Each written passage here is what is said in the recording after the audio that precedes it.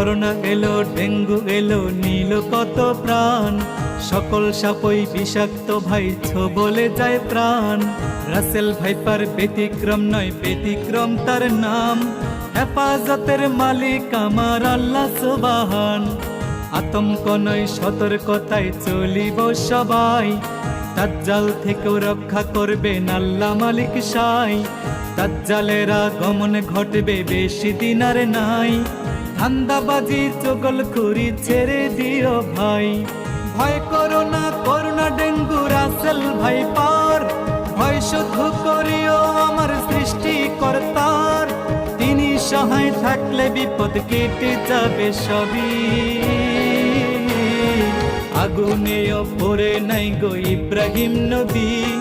মাছের পেটেও বেঁচে ছিলেন ইউনুস নবী। আগুনেও পড়ে নাই গো ইব্রাহিম নবী। মাছের পেটেও বেঁচে ছিলেন ইউনুস নবী।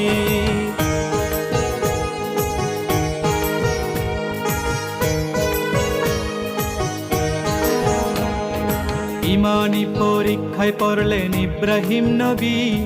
স্বপ্নে দেখায় শখের জিনিস করতে কুরবানি।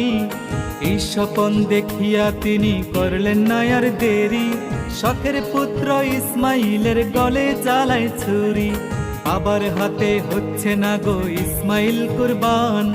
আল্লাহ তাআলা খুলে দিল ছুরির জবান। ছুরি বলে, ও গো ইব্রাহিম নবী আমার, ইসমাইলের গলা কাটতে শক্তি নাই আমার।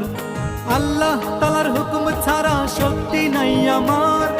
জবাই করতে নিষেধ করছে আমায় ৭০ বার। তাহার হুকুম ছাড়াই আমি কেমনে জবাই করি। আগুনেও পড়ে নাই গো ইব্রাহিম নবী। মাছের পেটেও বেঁচে ছিলেন ইউনুস নবী। আগুনেও পড়ে নাই গো ইব্রাহিম নবী। মাছের পেটেও বেঁচে ছিলেন ইউনুস নবী।